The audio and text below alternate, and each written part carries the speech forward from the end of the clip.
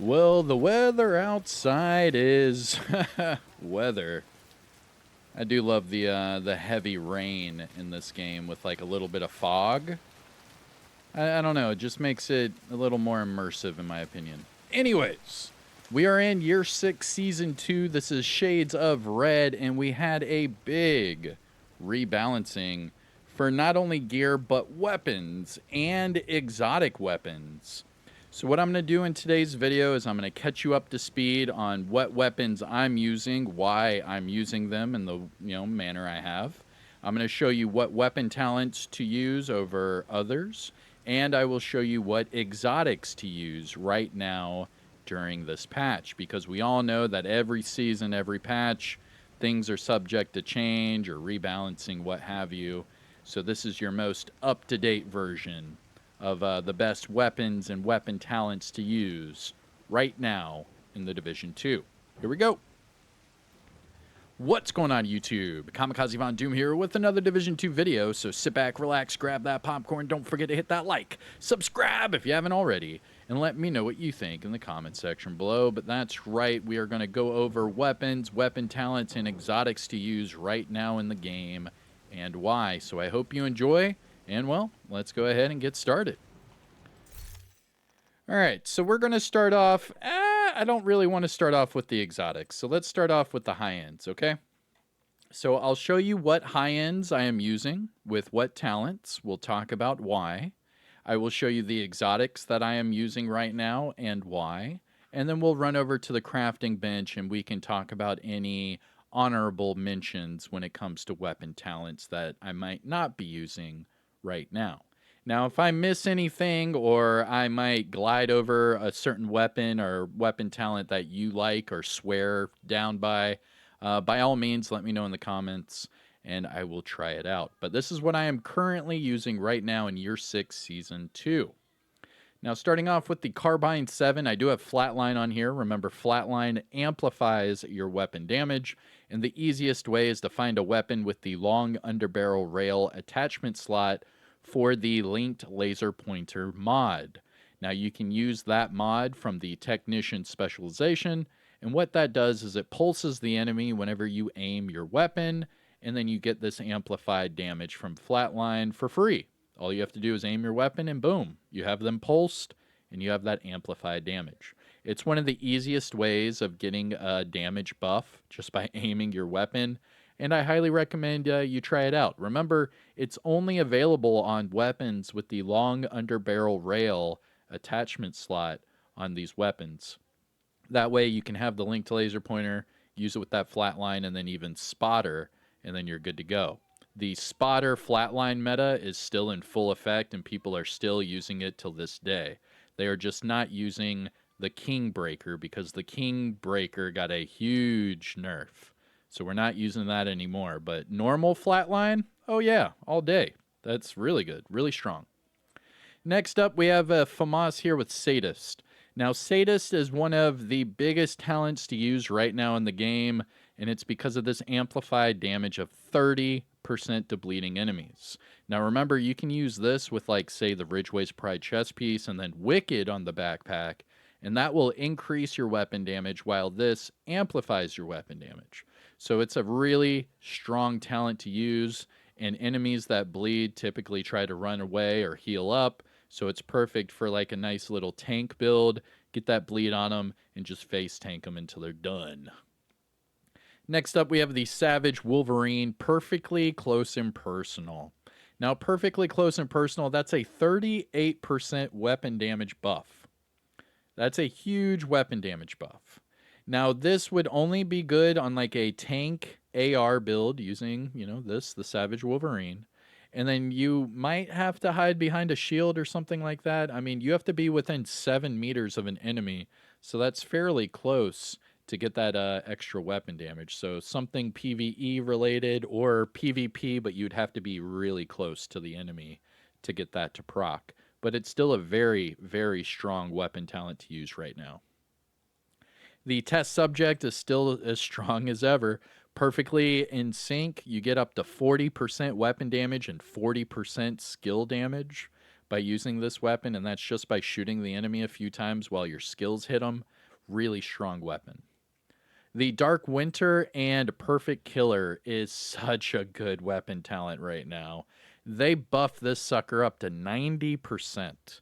I will be showing you some Dark Winter builds here in the future, but just letting you know this thing is a monster.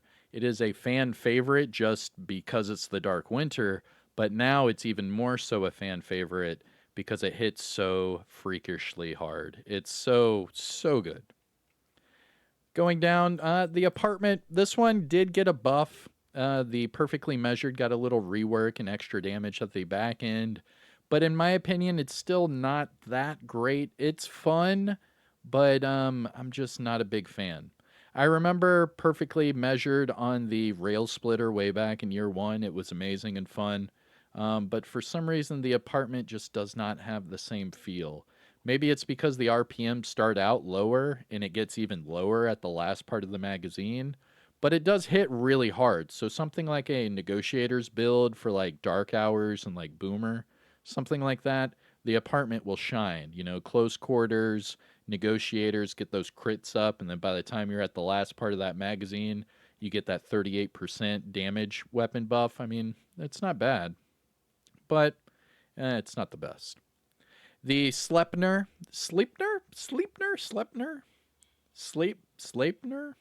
Anyways, this is the named LMG with Perfect Frenzy. Perfect Frenzy is still a monster. I will always recommend this one if you can. Get this weapon. Normal Frenzy is nice, but this one, it's for every 8 bullets in the magazine, you get rate of fire and weapon damage, and it is redonkulous. It truly is. And that's in your magazine capacity. Like, yes, it does start out with that 50, but you can get it so much higher. The custom M870. I do have Optimist on this bad boy. So the thing with shotguns is that shotguns hit really, really hard in the Division 2. You can one-tap people with the right shotgun. And the way to do that, or the way I would recommend you do that, is to have a custom M870 like this one, damage to targets out of cover, and then do Optimist. Now, Optimist got a buff this last update. It went from 3% to 3.5%. So it has a nice little weapon damage buff. So what you do, because it has a 5-round magazine, what you do is you have this weapon as your secondary, shoot out a few rounds, maybe keep 2 or 3 rounds in your magazine, and then have it on your back. That way, whenever you're running up against a boss or a player or something, and they're messing with you, you can switch back to this, boom, boom, and take them out, and have all that extra weapon damage from Optimist. It's super fun, super easy to use, and it did get a nice little buff. As far as, let's see here, the Rock and Roll and Lefty, these will always be must-haves in the inventory, just because striker builds, heartbreaker builds, and healer builds with Perfect Sledge. For the mop, I always have a mop here with preservation. That way I get the armor over time and I get the armor on kill. The Thorn got a nice buff, not only to the base damage, but also Perfect Brazen got a buff. It went from 3% amplified to 3.5% amplified, and that's why I keep telling people that the Thorn is a really good weapon to use. You shoot them once, you get that buff, and then the next shot, it's pretty much an automatic kill. For snipers, Determined is still a bad mamma jamma.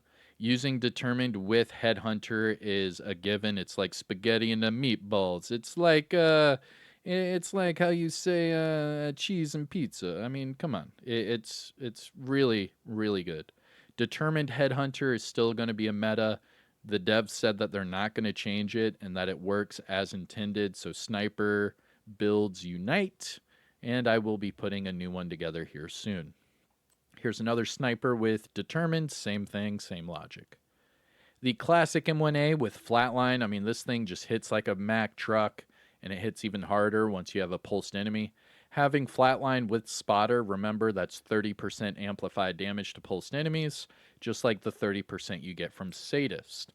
The only difference is you won't have the bleed, but you will have a Spotter with Flatline. Not bad, huh?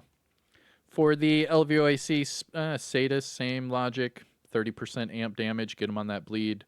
And then, of course, we have the Virginian with Perfect Boomerang. Perfect Boomerang, that's the crits with the increased damage. I mean, this thing's just a monster regardless. I'll put a Virginian build together in the future. Now let's talk about exotics, and then we'll go over to the honorable mentions. So these are just the exotics that I'm using this patch. I'm not using any of the other exotics. So starting with the Capacitor. The Capacitor is still a top tier weapon. Damage to armor and damage targets that it covered. The only AR to have those. And it also gets more weapon damage for the skill tier. So you could run an all red build with Technician specialization. And this would hit harder than an all red build and any other normal AR. Because you get that increase of weapon damage from the skill tier. Pretty cool. Not only that, but it does give you all of that extra skill damage whenever you hit your enemy. Next up, we have the Eagle Bearer. This did get a nice buff and an RPM buff this last update. And remember, it does come with Eagle Strike and Tenacity. So the longer you shoot it, the more accurate it is. And if you get a headshot kill, you proc Tenacity, which mitigates a lot of your incoming damage. And as long as you can kill some enemies while that buff is active, you get to mitigate all of that incoming damage. Pretty cool. St. Elmo's Engine is still a top tier meta. The RPM, the mag size, and the damage, it's just a win-win-win. You also get shock ammo. 100% of your ammo will be shock in PvE, and then only half of that for PvP. The Strega. A lot of people are loving on the Strega. A lot of people. I am not one of those. It has a 40-round magazine, and I do not like it. I don't care for it at all. Even the Bighorn has 42 rounds. The Strega having 40 rounds is just horrible. I don't mind. I don't mind the talent. The talent's nice. You kill an enemy, it marks all the other enemies within 20 meters. It's nice. It deals good damage. But the magazine size does not match the RPM. The RPM is way too low to have a magazine size of 40. You're just not getting enough out of this weapon, in my opinion. I'm going to have to do some tweaks to it, maybe with some magazine size here or there to get it to work in my favor. But for right now, it's still a great weapon to use, don't get me wrong. But just for me personally, this magazine size is atrocious. I hate it. Which brings me to the Bighorn. The Bighorn got a buff of a magazine size. It went from 40 to 42. It also got a buff to the talent, Big Game Hunter. So the Bighorn is actually one of the better weapons to use right now. As long as you hit your headshots, this thing is really, really strong. They changed it to where now it's 6% headshot per stack up to 25 times. That's a lot. That went from what, 100% headshot damage to 150%, right? Hold on, let me see here.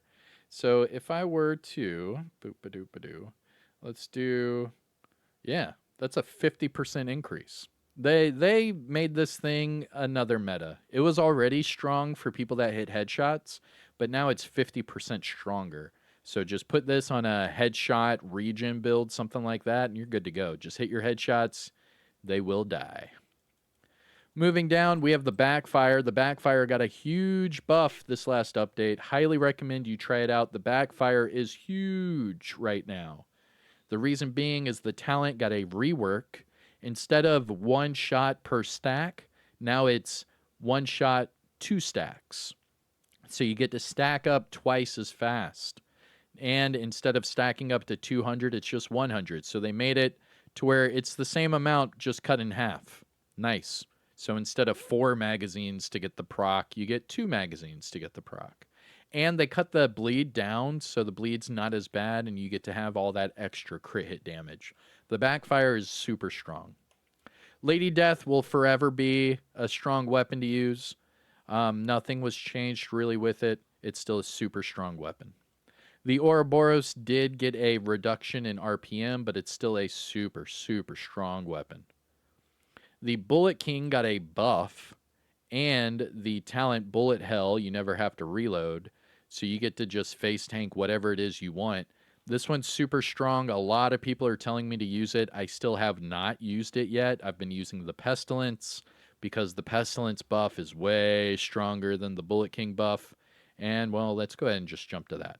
Look at the RPM difference between the Pestilence and the Bullet King. 750 or 935. Come on. And you're only missing a few thousand damage. Like, the Pestilence is so strong right now, it's ridiculous. I would probably say the Pestilence is #1 weapon to use right now in the game. I would say that. It shoots stronger, it hits harder. The Plague of Outcasts hits harder. It's just an overall better weapon. It's really strong. Really, really strong. Highly recommend. The Pestilence is stupid strong now. It really is. The opposite could be said about the Scorpio. The Scorpio got a rework, and the reload speed is horrible. 231 on that reload speed. Horrible. Now, the other thing is they did change the Septic Shock talent just a little bit. They made it a little bit longer to get all of your stacks, which is fine, whatever. But the reload speed is what's really killing it for people. It has nearly a 2.5-second reload speed on that shoddy. That's horrible. And then finally, for the exotics, the Ravenous. Highly, highly recommend the Ravenous right now because the Ravenous is fully auto. I will be using this in a future build video. I have so many build videos I have to show you. It's not even funny. But that is one of them. The Ravenous is fully auto right now, and it is really fun to use. Ridiculously fun. Highly recommend. All right. So those are all of the normal weapons. Let's look at the sidearms really quick. Highly recommend picking up the Mosquito. So the Mosquito is a exotic pistol. You don't really need it for the damage. It's just for the talent, Mosquito Song. So the Mosquito Song talent was changed to where once you shoot an enemy 5 times, everyone on your team, including you, get to deal 25% more damage to armor to that enemy. It's ridiculously strong. Not only that, but you can pair this up with Perfect Sledgehammer or normal Sledgehammer and get even more damage to armor. This thing is stupid strong, really good for support builds. Highly, highly recommend. The Regulus will always be a must-have, in my opinion, because of that talent, Regicide. So headshots will create an explosion, dealing 400% weapon damage, and applies a bleed. It's so much fun. It is hard to obtain. You do have to do a few Iron Horse raids, but it is worth it. Very much so. Only a few more weapons. The Orbit. Highly recommend having the Orbit for the talent Perfect Finisher. Now, Perfect Finisher, all you have to do is have an enemy near death or what have you, switch to this pistol, take them out, and then switch back to your main weapon, and you'll have 35% crit chance and 40% crit hit damage. Really strong. It's really nice, especially for PvP. Next up, we have the TDI Card Custom. This one I highly recommend with InSync as the talent because this is a skill build. Now, the cool thing about this weapon is when you have it in your hands and you are using it, you get the +1 skill tier. So you can mess around and have a pretty cool like hybrid build using this pistol. But remember, you only get that +1 skill tier when you have it in your hands. And then finally, the Harvest. This was the newest named weapon that was introduced during the Mooncake event. And this thing hits stupid hard. They buff this thing so crazy. I mean, if you look right here, it's at 313k for the damage. The Orbit's at 319 with 12 expertise. So if I were to put another 12 expertise into the Harvest, it would be way higher than even the Orbit. And then we're not even talking about the Regulus. I mean, oof. The Orbit, the Harvest has a really, really high base damage. But all right, so those are all the weapons that I have on my characters. Those are the weapons that I'm using during this season and why. So now let me just run through these weapon talents. Let's see if there's any of them that I have missed that are still strong that I would recommend you use. Let's see here, starting with rifle talents. Something that I have not talked about already. I really would not say that there are any that I am passing over that I would recommend. I mean, Eyeless is 30% just like Sadist, but Sadist is easier to proc because of the Ridgeway's Pride chest piece. Ignited is only 25%, which sucks, so I would just stick with Sadist. Let's see. I mean, Thunderstrike is also 30% amp damage. It's not bad. But then you'd have to figure out a way to shock them, and people don't really like using shock traps. For marksman rifles, I mean, really the only thing to use would be Determined. Let's be real. Who are you kidding? It's Determined or nothing. That's really it, to be honest. Going through all of these talents, I've already told you the heavy hitters to use. So I think that is it. That will conclude our video, everybody. Those are all of the weapons, weapon talents, and exotics to use right now in the Division 2 for Year 6, Season 2, Shades of Red. I am Kamikazevondoom. If you found this helpful or informative in any way, shape, or form, please hit that thumbs up. Support the channel by subscribing and let me know what you think in the comment section below. And finally, shout out where you're from. It's cool to see where everyone's from. But that's it for me. Again, I'm Kamikazevondoom. Take care of yourself. Enjoy the rest of your day. And peace out.